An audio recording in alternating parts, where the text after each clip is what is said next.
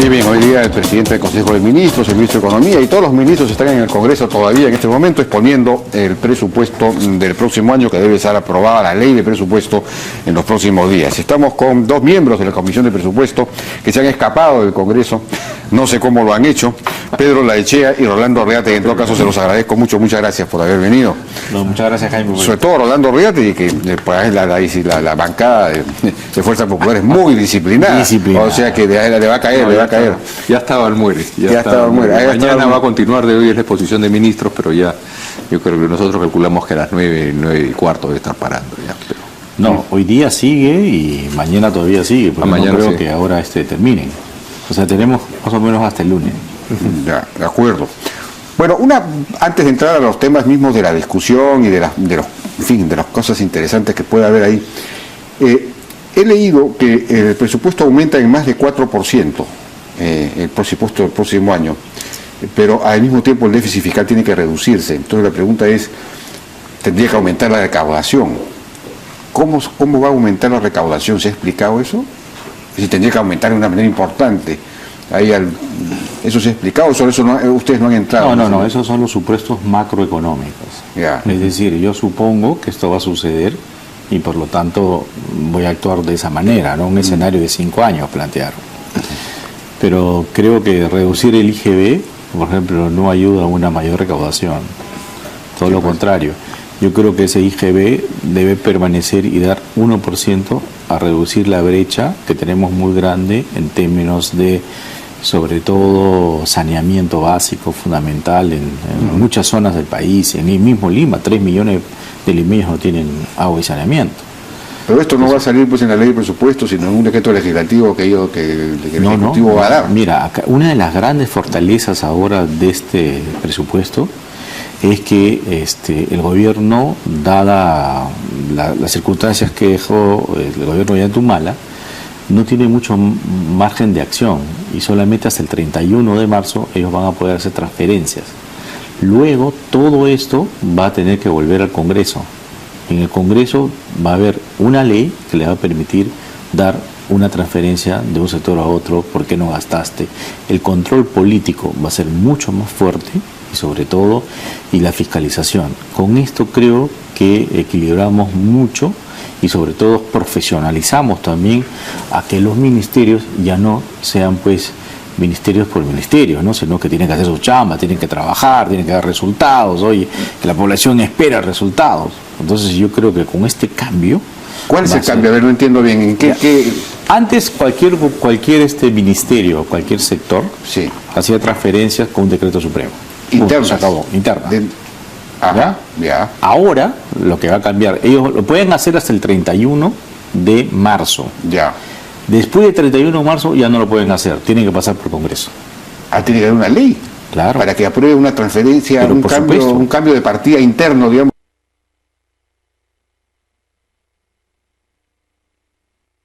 No, todo lo contrario. Es introducir mayor capacidad de control político y sobre todo decirle, si tú no eres capaz de poder gastar el dinero que te doy, ¿por qué quieres transferir a otra parte? ¿Para qué pediste entonces? O sea, si tú me pides dinero para no gastar y después ponerlo a otra parte, entonces, oye, y el esfuerzo que hicimos... Pueden haber cambiado las circunstancias. No, pero ¿qué circunstancias? Por ejemplo, oye, si yo te doy plata para construir, por ejemplo, una carretera y no me la construyes en el tiempo debido, no me vas a pasar esta plata a otro sector. Entonces digamos, es para decir no habrían autorizaciones entonces. No, va a haber autorizaciones, pero tienes que explicar bien pues por qué lo estás haciendo, ¿no? ¿Cuál es la opinión de la bancada gobernista acerca de este cambio? Es un cambio, es una innovación, ¿no? Porque no era así. Yo creo que lo que te dice Rolando es totalmente cierto. Hay un cambio sustantivo. Pero si el gobierno o los ministerios han presentado su presupuesto de acá a fin de año, ¿cómo lo van a ejecutar? Ahí no va a haber problema. El problema va a estar cuando tú tengas, sobre todo en el caso de las regiones, que es principalmente ahí, Rolando, que es que las regiones nunca han podido ejecutar bien sus presupuestos porque la plata la llega en septiembre, noviembre. Entonces, el gobierno el Ejecutivo va a tener para enviar ese dinero hasta el 31 de marzo. A las regiones. A las regiones. Pero Sí. no está en el presupuesto de las regiones entonces. No, sí están, pero lo que pasa es, el compromiso es que si es que ese dinero no está llegando hasta el 31 de marzo a las regiones, van a tener que ir, vamos a tener que ir en el Ejecutivo a pedir las ampliaciones a través de una ley. Todos los presupuestos que se han presentado como podrían, te voy a gastar tanto en abril, en mayo, perfecto. ¿Por qué? Porque va a ser fácil el controlar. Lo que vas a tener que es como que alguien presente tu presupuesto que vas a hacer en cada trimestre. Entonces tú te propones en ese trimestre, perfecto. Entonces ese trimestre vamos a revisarlo. Para que entienda el público de una manera más simple. El dinero lo tiene el legislativo bajo caución, si quieres, o lo tiene bajo responsabilidad. Ya. El Ejecutivo es el que tiene derecho a utilizarlo, pero nunca antes el Legislativo o el Ejecutivo pedía la plata y se la entregaban nomás, con unas reglas más o menos de lo que iban a gastar, más o menos el presupuesto era tal o cual. El desorden anterior ha sido de tal naturaleza que no se ha podido aprobar las cuentas del 2015 y del 2016, han sido desaprobadas, porque no han cumplido con las metas presupuestales ni con los supuestos que habían presentado. Entonces ahora va a haber un seguimiento mucho más cercano de la ejecución del gasto. El gobierno se ha comprometido, porque antes bypasearon al Congreso para hacer las transferencias. Ahora, el gobierno decía, mira, no, espérame un momento, yo me comprometo hasta el 31 de marzo de hacer todas las transferencias para el presupuesto del 2017.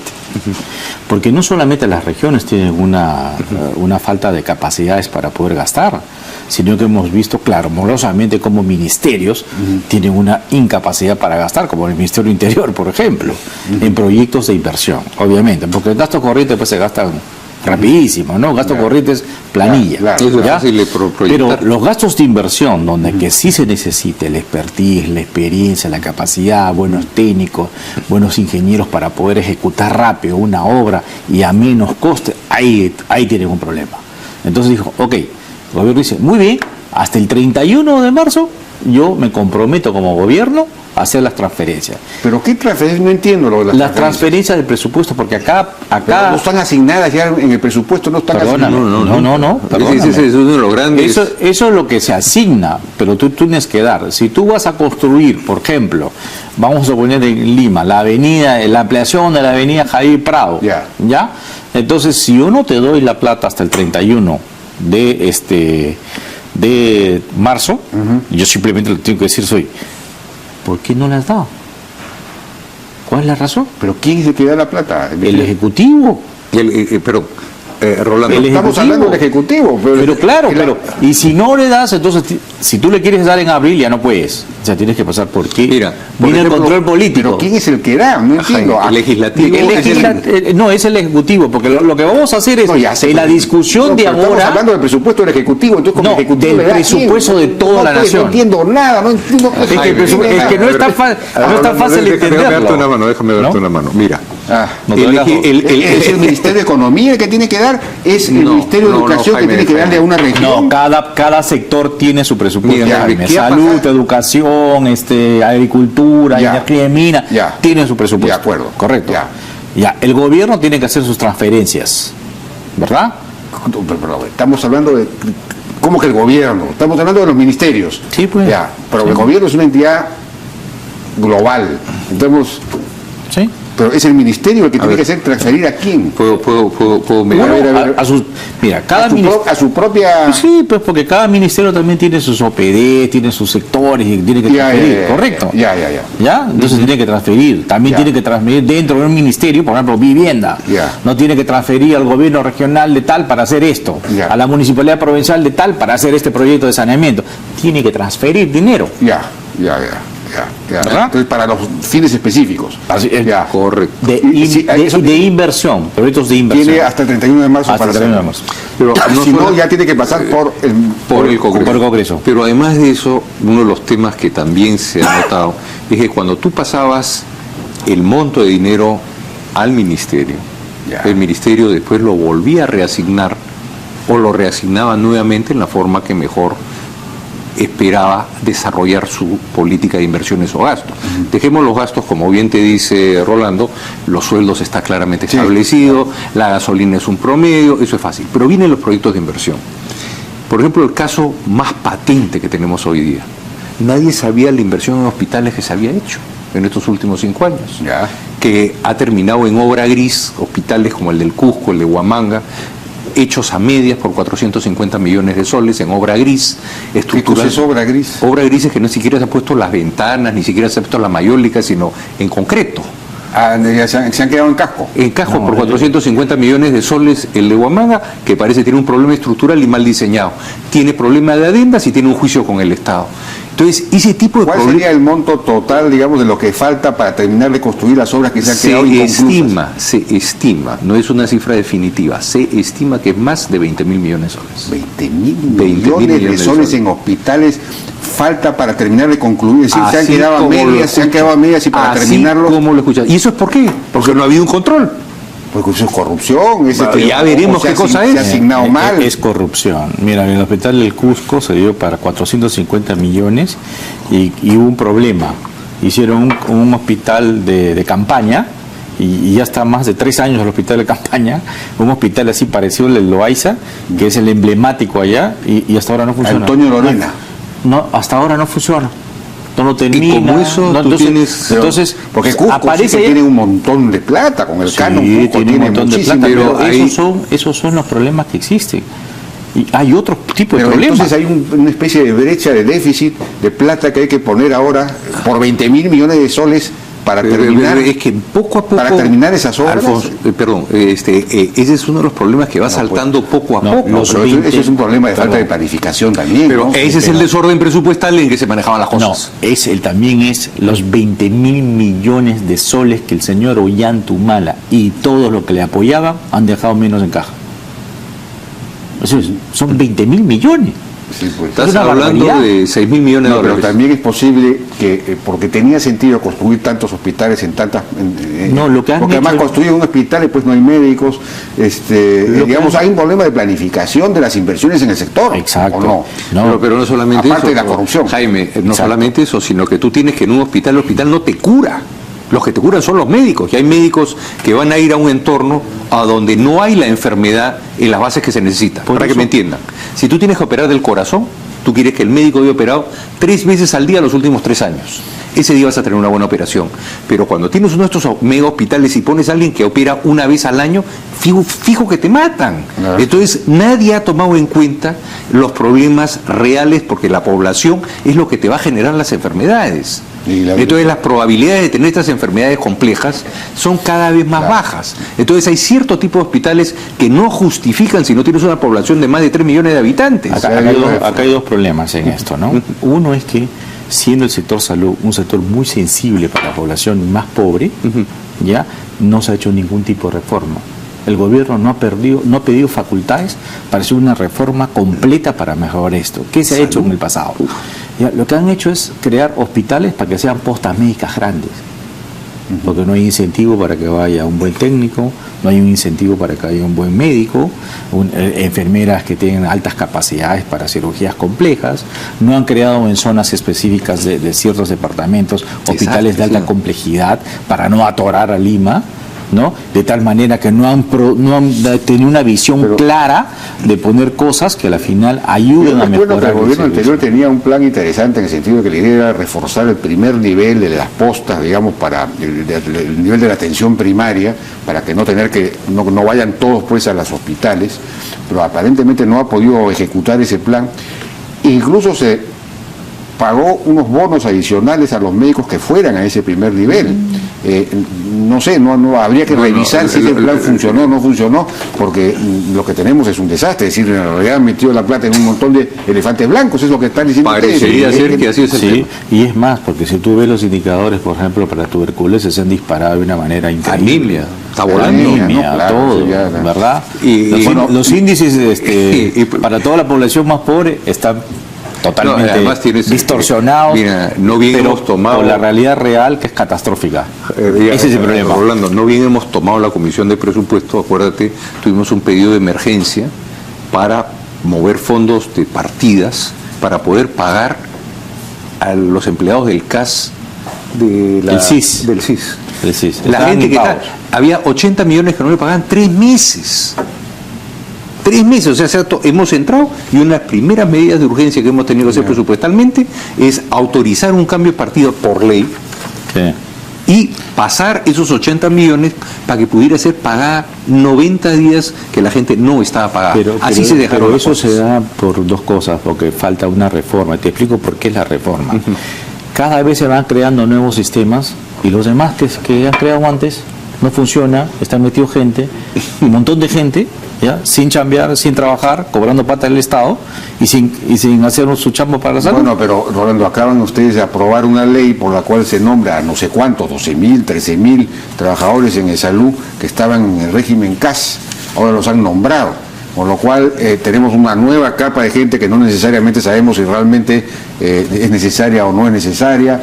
No hay necesariamente tampoco esquemas meritocráticos o esquemas de trabajo por resultados. Entonces, al final, por culpa del Congreso, estamos creando... Por culpa del Congreso, no, Jaime, se le pidió la información tanto al Ministerio de Salud, se le pidió la información y no fueron capaces de dar una sola palabra, decir, señor, no. ¿Por qué? No contestaron. O sea, el propio gobierno no contesta. Ahora, pues pero entonces, ok, si no contestas, entonces uno que es parlamentario y todos dicen, muy bien, estos señores tienen razón. Pero de todas maneras ha habido la prudencia, Jaime, ha habido la prudencia, y esa es la parte por la cual nosotros nos hemos abstenido de votar.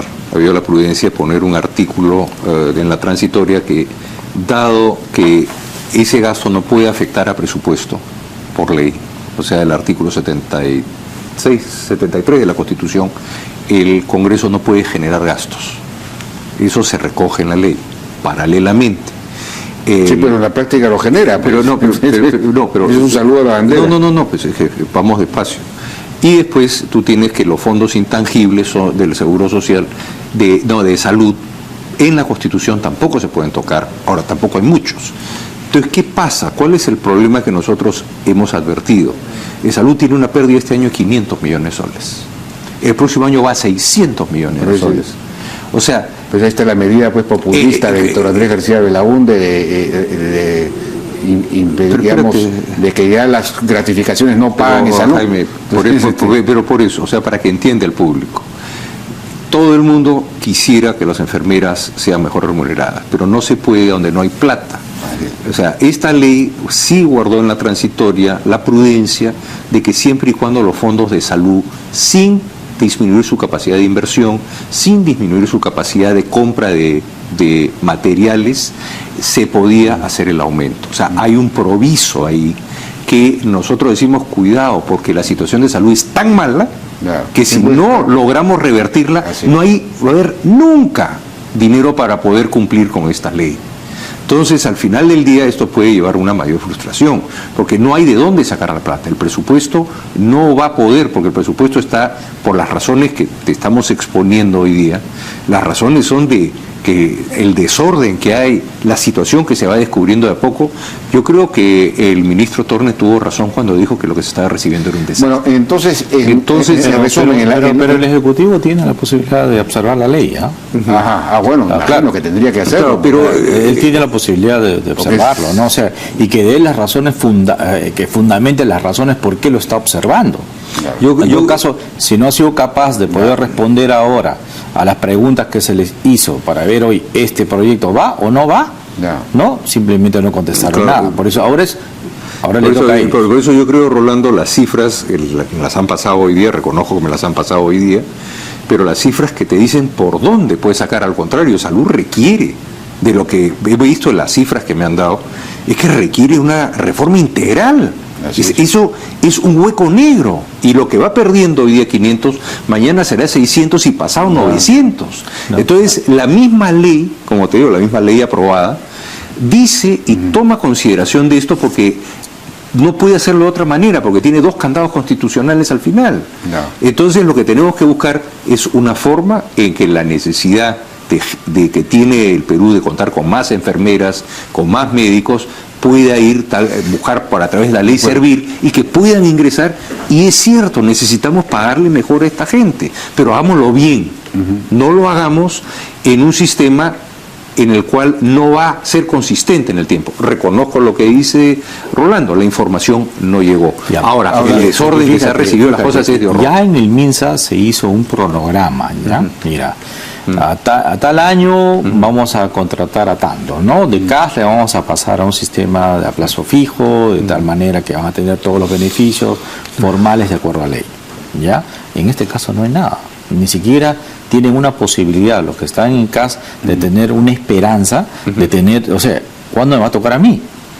Dame una cifra. Estos temas, si es que ¿no? de los nombramientos, si no vienen acompañados de un muy buen sistema de evaluación, de resultados, etcétera, que exija en fin, meritocracia, productividad y meritocracia, son terribles porque terminan creando un peso muerto para el Estado, ¿no? Ustedes, de Fuerza Popular Fujimorista, un gran invento que se produjo en los 90 fueron los CLAS, los comités locales de administración de salud o algo así que se llamaban, que pasaban a manos de la comunidad la administración de las postas médicas y donde los médicos eran contratados. Entonces el comité de gestión de la comunidad contrataba y el médico no trabajaba 4 horas como ahora, tenía que trabajar 8 o 10 horas. 12 horas. Entonces el nivel de salud, esos CLAS funcionaban muy bien hasta que durante el gobierno de Toledo consiguieron una ley para nombrarlos a todos. Los CLAS murieron. El nivel de eficiencia. Entonces esa es la verdad, así son las cosas. Pero entonces, claro, justamente ahora, Jaime, nosotros hemos protestado, al menos yo protesté. El problema no es tanto el CAS, el problema es el pésimo servicio que te dan al asegurado. Claro, pues, pero en parte de verdad, porque todo el sistema real no funciona. Y es un dilema ir a un hospital de salud, realmente hay que persignarse. Primero, si te atienden bien. Segundo, si te van a atender. Tercero, te estás muriendo, ya bueno, camilla. En la camilla, después, 3, 4 días en camilla. Recién ya te vas a morir, ya recién puedes pasar. Hay que concesionar la administración de esos hospitales, hacer una administración profesional. Yo creo que tenemos que revisar a fondo el sistema. Pero todo eso pues es tabú, ese es el problema. Pero por eso, me das ahora la razón, ¿por qué no, sabiendo, y la ministra de Salud también dijo, estamos, bueno, un poco le faltó decir estamos hasta el perno, ¿no? Ahora, pero ya pues, ¿y? Si tú estás dando ahora el diagnóstico, ¿por qué no actúas? Y actúa fuerte. Yo creo no hay otra forma de poder hacer una reforma para hacer lo que es responsabilidad del gobierno nacional. Lo que pasa con la llamada mal descentralización, lo que hicieron es dar los hospitales a las provincias y Dios mío, están peor que antes. Bueno, pero resumiendo rápidamente, entonces ha habido acuerdo en la Comisión de Presupuesto en torno a estos cambios que de alguna manera refuerzan el control del Congreso respecto al presupuesto. ¿Había acuerdo? Sí. No, yo creo que sí. Acuerdo, o sea, cuando se ha leído el proyecto, la presentación, el consenso es, salvo Frente Amplio que no logró conseguir las firmas, una formalidad para poder generar una moción digamos una segunda moción en minoría, mayoría casi en unanimidad, yo creo que está aprobado, ¿no? O sea, el tema ya está. Estamos en discusión todavía.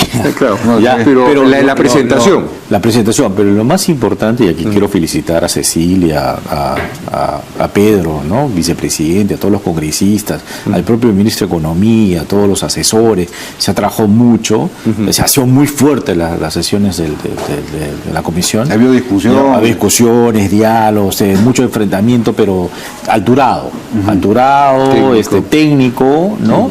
Y han hecho que valer algo importante, ¿no? Que decían que, oye, ¿cómo le vas a entregar la comisión de presupuesto a la oposición? Pero sin embargo ahora hemos llegado a consensos y en esto es algo positivo.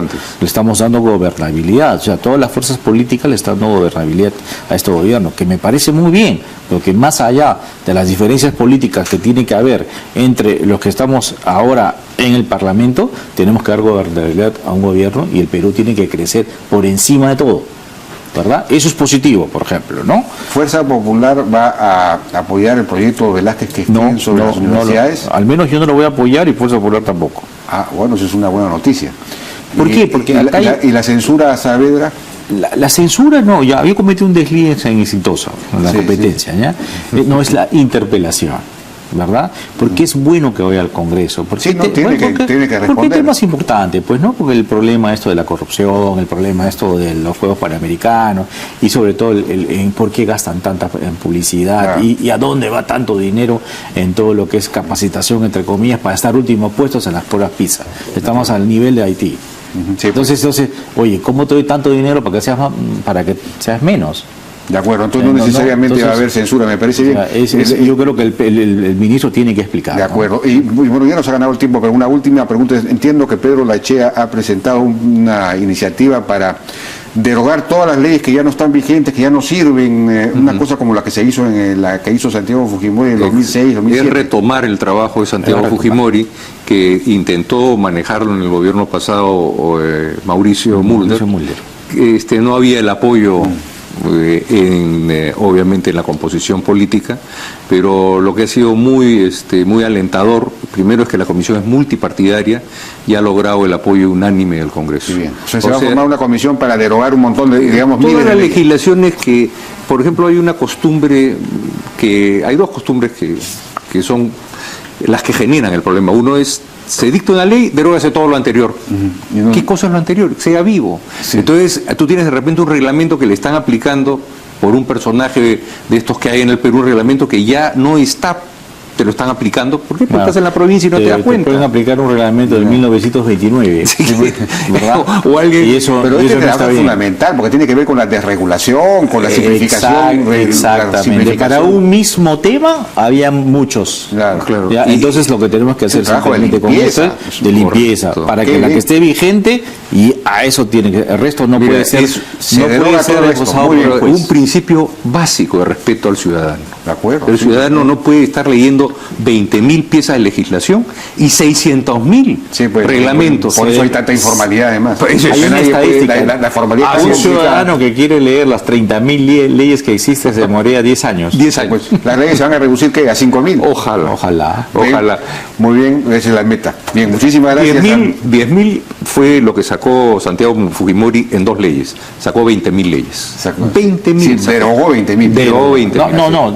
No se deroga. Dice, estas no se aplican. No se aplican. Sí, bueno, ya, digamos, no tienen vigencia, claro. No, pero, claro, alguien que puede decir, no, sabes que esto ha afectado mis derechos, puede ir al tribunal. Claro, pero tiene un procedimiento en el cual se publica, se publicita, se lleva a la comisión, se avisa al ministerio. Entonces tiene todo un pequeño proceso que al final hay un consenso, como dice Rolando, dice, esto quedó eliminado. Bueno, me alegra que se haya aprobado esa comisión. Ojalá que se empiecen a trabajar pronto y bien. Muchísimas gracias a nuestros 2 congresistas por su participación y por haberse escapado del Congreso. Muchas gracias. Ahora nos descuentan. Por haber reconocido el delito.